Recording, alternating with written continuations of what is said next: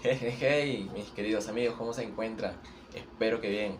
Hoy nos encontramos aquí en un nuevo video donde hablaremos de un tema un poco amplio que será el control interno de auditoría de patrimonio en una empresa. Vamos adelante, amigos. Primero que nada, amigos, vamos a ir entrando un poco en contexto con el tema. Vamos a aclarar para qué nos sirve este control interno de patrimonio mediante la auditoría. Permite que una entidad ejecute sus operaciones de forma eficiente, proteja sus recursos y presente información financiera oportuna y confiable. Eh, entonces, de aquí partimos con el ejemplo que van a ver aquí a continuación, que se trata de la empresa Star Appliance, compañía anónima, que se dedica a la venta de electrodomésticos. Lo principal que debemos realizar para empezar un control interno de auditoría es establecer los aspectos preliminares en donde colocaremos el origen de esta auditoría, el alcance, objetivo general y objetivos específicos, el enfoque y métodos, procedimientos y técnicas. Muy bien, entonces ya de aquí en nuestro ejemplo partimos que el origen de este control interno de auditoría será del convenio entre la empresa y la firma de Arias y Asociados sobre la auditoría de patrimonio de la empresa. Pasamos al alcance, en donde establecimos que está basada en la revisión y recolección de datos relacionados con las operaciones patrimoniales de la empresa Star Appliance, compañía anónima. De ahí pasamos al objetivo general, en donde establecimos que dicha auditoría se encargará de verificar la exactitud y la veracidad de los registros relativos a las cuentas de patrimonio de la empresa. De aquí saltamos a los objetivos específicos, que son evaluar la legalidad y sinceridad de las operaciones relacionadas con el patrimonio y examinar la aplicación de los controles internos de las cuentas del patrimonio.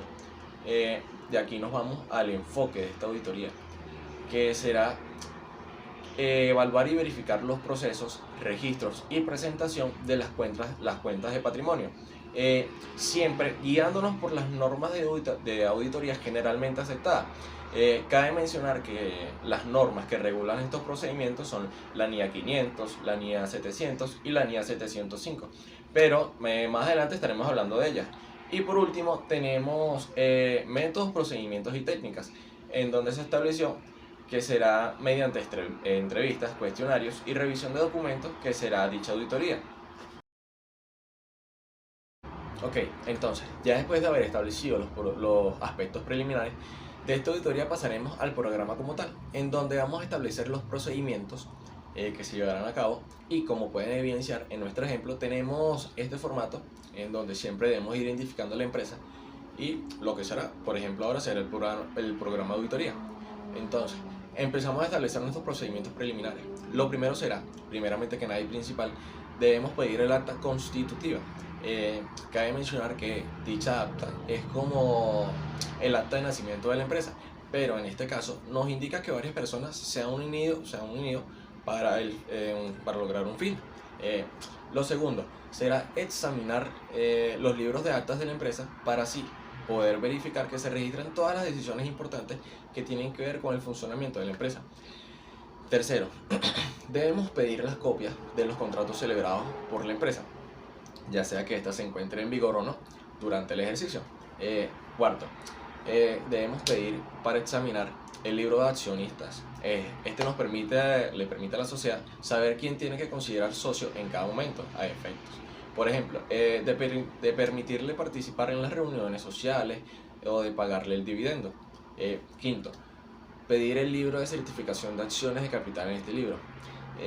Según el artículo 26 del Código de Comercio, nos establece la obligación para las sociedades mercantiles de llevar un libro de actas en donde deben de plasmar todos los acuerdos tomados por las juntas generales y especiales y los demás órganos colegiados de la sociedad, con expresión de los datos relativos a la convocatoria y a la constitución del órgano. También debe contener un resumen de los asuntos debatidos, las intervenciones de las que se haya solicitado constancia, los acuerdos adoptados y los resultados de las votaciones. Sexto, debemos elaborar un arqueo de los títulos valores en tesorería o en su caso confirmación de la institución que los maneja. ya que se debe analizar y comprobar que los bienes y dinero pertenecientes a una persona o entidad, ya sean incluyendo todo el efectivo recibido, y si el saldo que arroja esta cuenta corresponde con lo que se encuentra físicamente soportado en los documentos. Séptimo, la confirmación de las acciones en circulación con el registrador independiente y el agente de traspasos de acciones en caso de que existan estos agentes. Esto es solo para comprobar que todas las acciones de la empresa se encuentren en correcta circulación y tengan su valor correspondiente. Octavo, tenemos que conciliar los registros de acciones y el libro de certificado de acciones con la cuenta del libro mayor,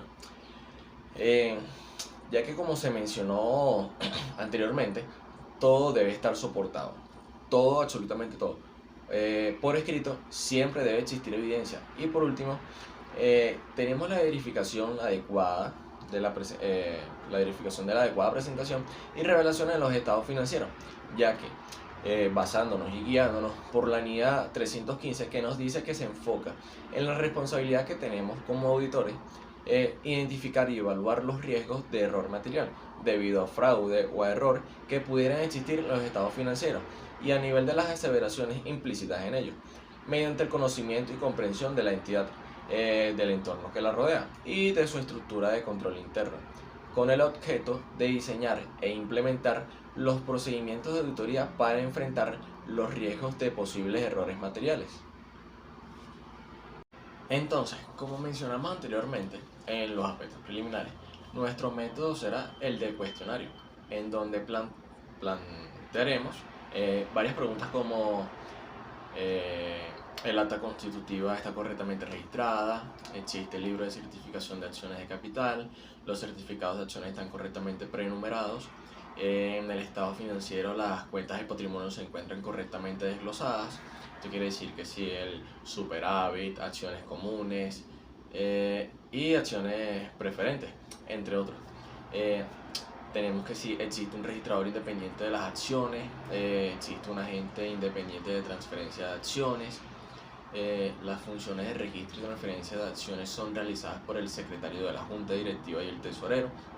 Eso ya sea en dado caso de que no exista ningún agente que se encargue de eso. Tenemos que si existe la autorización escrita por parte del Consejo de Administración para la declaración de dividendos, que si existen acciones en la bolsa de valores, existe la autorización para emitir acciones con el desglose de número de acciones a emitirse, tipos de acciones y las condiciones de privilegio que correspondieren. Aquí a continuación tenemos una tabla de acciones muy sencilla, en donde tenemos nuestro capital social, el total de acciones y su costo, en donde las acciones se dividen en accionistas preferentes y comunes. La diferencia de estos es que los accionistas preferentes son los que tienen privilegios, por así decirlo, a la hora de tener voz y voto en una reunión. Tenemos la reserva legal, que es un tipo de ahorro que la empresa se encuentra obligada a guardar, y tenemos las utilidades no distribuidas, que son la parte de los dividendos obtenidos por una empresa que no se reparten entre sus socios o accionistas. En dado caso que ésta se reparta, el monto será negativo. Ok, aquí vamos a ir llegando ya a la parte final, donde vienen las recomendaciones.